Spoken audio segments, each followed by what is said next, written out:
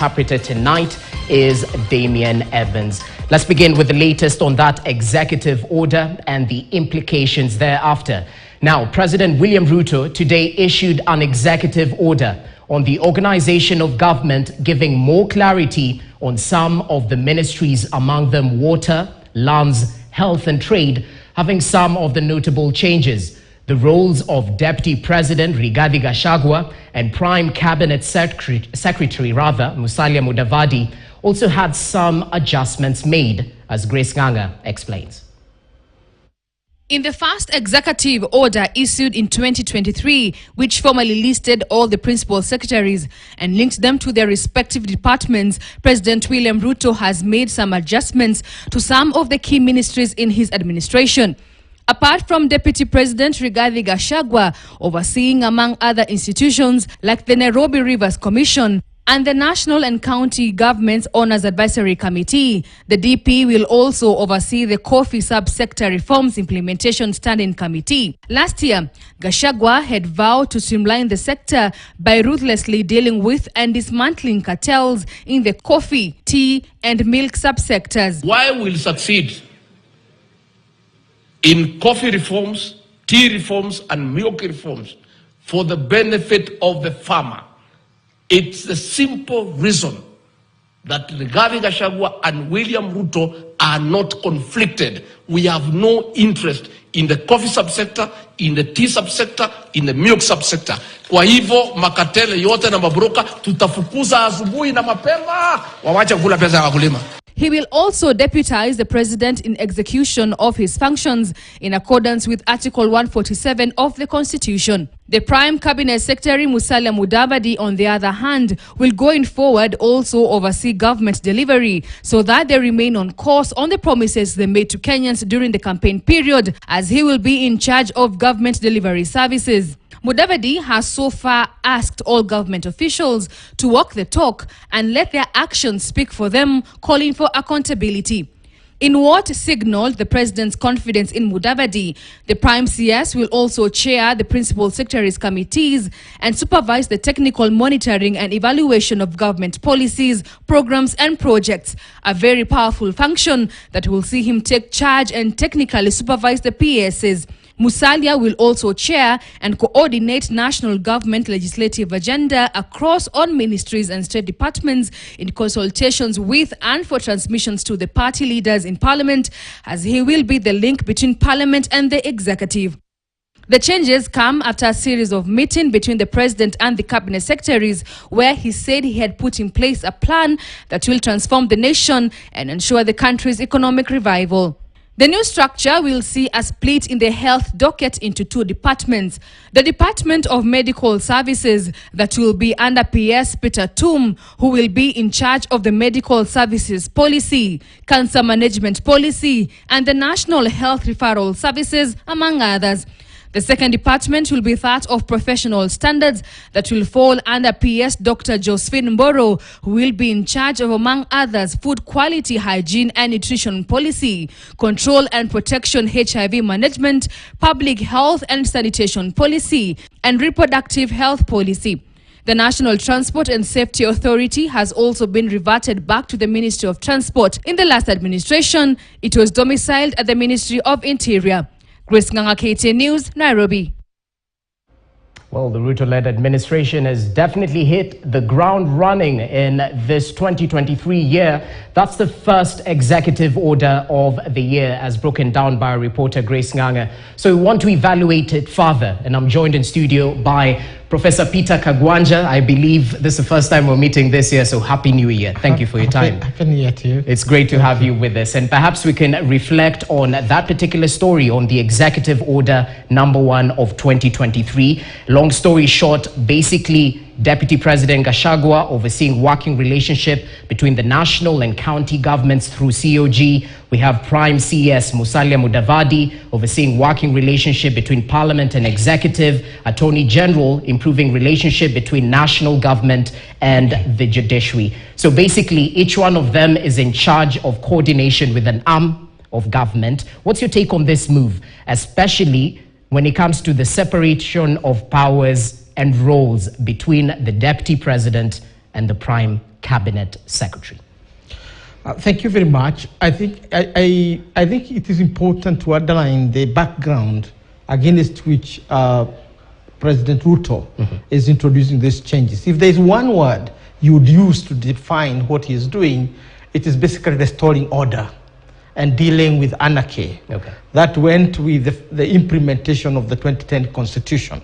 Now, the 2010 Constitution is an experiment in third world, in any country of the third world, very liberal and so on, based on the doctrine of Baron Montesquieu on separation of powers, which essentially did not produce the separation of powers, but a clash of powers between the various arms of government. And this is what we witnessed throughout the period from Ruto and Uhuru. Have no duties. I give you duties you didn't do, that kind of thing. Okay. Parliament and Senate fighting. We saw the court and others fighting. So there was basically anarchy was let loose in the country. And I think that's what Ruto is trying to harness. It goes even beyond that. If you recall the handshake, and it introduced Raila Odinga into the equation, and very close to Uhuru Kenyatta and Ruto marginalized, and therefore even the opposition was brought into this murky situation. So what is the point?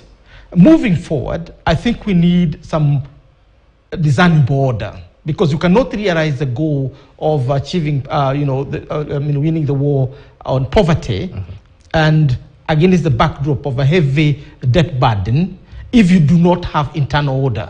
And this is the context in which now he goes to define the executive. And the executive is defined as himself. He is the final point of accountability, not everybody else. Then the two principles under him, Gachagua and Honorable Musalia Mudavadi, now their roles are very well demarcated, so that we don't have this clash of protocol, which we saw earlier between Raila and Kalonzo and Kibaki, or Ruto and Raila and Uhuru Kenyatta, and Matiang'i also coming into the equation. So we have now, so that is that. The other thing is to ensure that the executive is the one managing order with other arms of government. So the three principles, including now Honorable Justin Muturi, are tasked with managing relations with each of them. And the Montesquieu's doctrine is brought now to rest, that you have independence, but your independence does not mean that you operate in silo and in kind of an environment of supremacy wars. Okay. We have to work together. So from where you sit, and with the benefit of hindsight, having worked with previous governments and administrations, will this avert a conflict of any sort between these principals who are working in tandem with President William Ruto? No, you cannot rule out a conflict where human beings are. But what you look at is whether there are credible mechanisms of managing that conflict. And I think what this Order 2023 is a positive step towards harnessing the benefits of the new constitution in terms of giving institutions freedoms to operate, but within an orderly situation that coordinate rather than bring discordance within the operations. Because the goals must be very clear. But what is making Ruto's experiment credible and basically sustainable? It is because he started by winning the election and therefore managing all these relations within the party. If you cannot be called within the order of government where you have been appointed by the president, then the party can call you to order. So there are all these mechanisms, and I think one thing you can say is that through this kind of management of our political affairs, Ruto is beginning to appear more presidential than we have ever seen before, in terms of being in control and hands-on, particularly in the levers of power.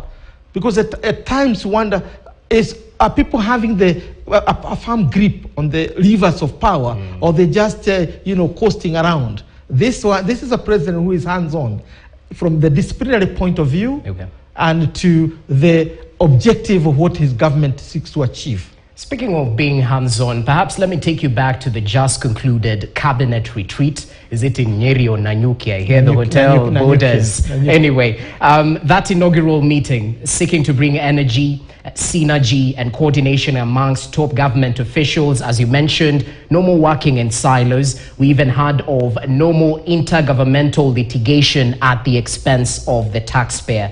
So basically, the president stamping his authority, laying down deliverables for his administration within that particular meeting. How important and necessary was that particular meeting from where you sit in terms of setting the agenda for the government going into the next 5 years? And equally, because a lot of talk was brought up on the austerity measures that are meant to be implemented within government, no need of bringing your personal assistance here. But others were questioning, what's the need of taking such a meeting to, a fairly good hotel? It could be done in the Kenya School of Government. Kindly delve deeper into this. This is a government that under normal circumstances you would pity and sympathize with. Because during the campaign, it started what you define as a revolution of expectations. And that is what populism always does. Yeah. But at the same time, it's a government that comes to office to find not only empty coffers, if I would use that word, but also a heavy debt burden.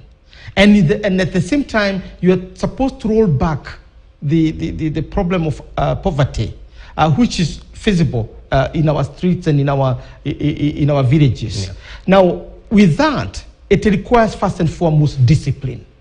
There is nothing else you are calling upon people but discipline. And discipline means that you can bring development without walking the same path of indebtedness. It is possible. Two, that you can, through discipline, involve everyone else.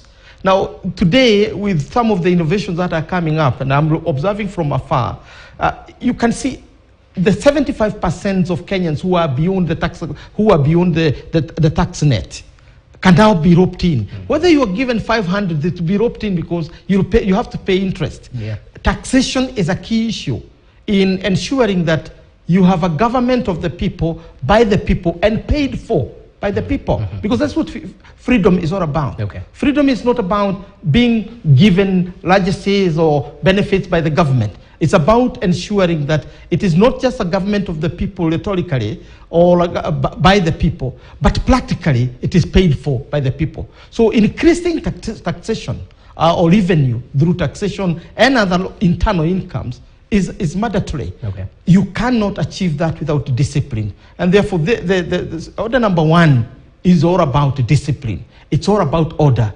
It's about spelling end of anarchy. And if that is what is going to be achieved, I can tell you this country will go far, and Ruto will have entered the annals of history as one of the best presidents that Kenya has ever had. I guess only time will tell. We play that this momentum is maintained.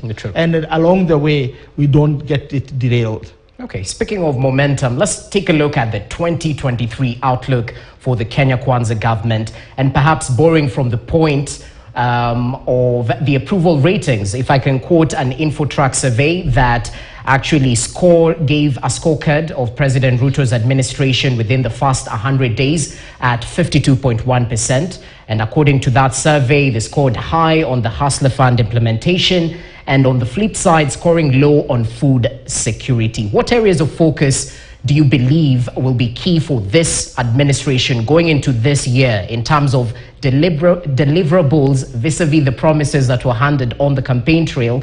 And kindly answer this question: are they biting more than they can chew?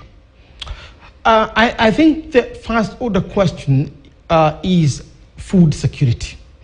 Because as long as people are hungry, you expect, emotions of spilling over. True. And that's why governments are removed from power through food strikes. You've seen that in Sudan. We've seen it in many other countries where governments are toppled by popular protests because of food prices and food shortages.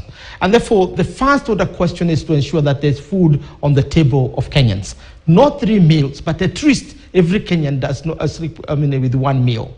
Now, that means enhancing production in areas that we are consuming. We are talking about not being able to satisfy our maize production. I have seen we are having this piecemeal, fertilizer here, this here and there. We need to have a holistic approach to agriculture. Somebody need to read Roosevelt and how he transformed America from a food deficiency to a food surplus country, to the point that we are now getting food aid from the US. US had for many years been a food deficient country. How do you transform that? Not through piecemeal interventions like fertilizers and others. It has to be more holistic. Food is key. Obviously, when we come to the other issues, the question is getting everybody to wake up and have something to do.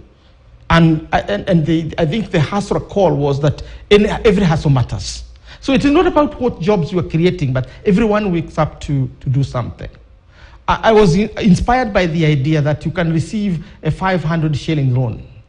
For a country that talks about billions and billions and thousands and trillions, that looks like a joke. But I don't think it is. If you begin to think about the one who is roasting maize, or who is roasting yams in Gekomba and elsewhere. Because with a sack of maize will be about 1,000 Kenya shillings. Yeah. Then 3 of the hustlers can share. You don't need to keep maize for tomorrow, you just for the day. If you can make just 200 shillings on top of the 500 shillings, you've made a living. And if you can pay tax from that income, then you have built your nation. Okay. I think this is where I'm coming from in terms of appreciating what the hustlers are doing. But I think that need to be increased. The funds need to be targeted to every other Kenyan over time. Okay. But what you can appreciate is the boldness to implement such an ambitious project. And I can tell you, should it succeed, and it should, by 2032, there is no reason why Kenya cannot receive the Nobel Peace Prize the way other countries in Asia, Bangladesh and others, received for intervening on behalf of the ordinary person. So again, I'm putting forward an encouragement that it is not just the hustler fund, the amount it is giving, that should be the focus. It is about increasing it over time and teaching Kenyans the skills of borrowing and paying, and creating a tax-paying citizen, and creating an ambitious citizen within your own ring, not looking at the nation as a whole, but you look at an individual. You borrowed 500, what did you pay? Now, all nations are built on the basis of including every citizen in all the processes. If this happens, and I am hopeful it's going to happen, then I think we'll be proud Kenyans. Okay. The challenge is, can we keep the momentum? Because Kenyans are known to start off very well. And somewhere along the way they lose the baton. Ruto comes from the Rift Valley. I guess his people are Maradonas, and they keep the pace. I guess we'll finish that. It's not how you start, it's how you finish. It is not how you start, it's how you finish. Okay, thank you for your time, Professor Peter Kagwanja. Definitely proper pointers right there in terms of the areas of focus, talk of food security, implementation and delivery of the Hustler Fund and whatnot. We definitely appreciate your input right here. And perhaps we'll have a conversation later on in the year to see whether the momentum has been maintained by the administration. Asante sana. Thank you very much. Well, that leads us to a short commercial break right here on KTN Prime. Stay with us. We'll be back with a lot more in terms of information, what you need to know on news making headlines tonight. Stay with us.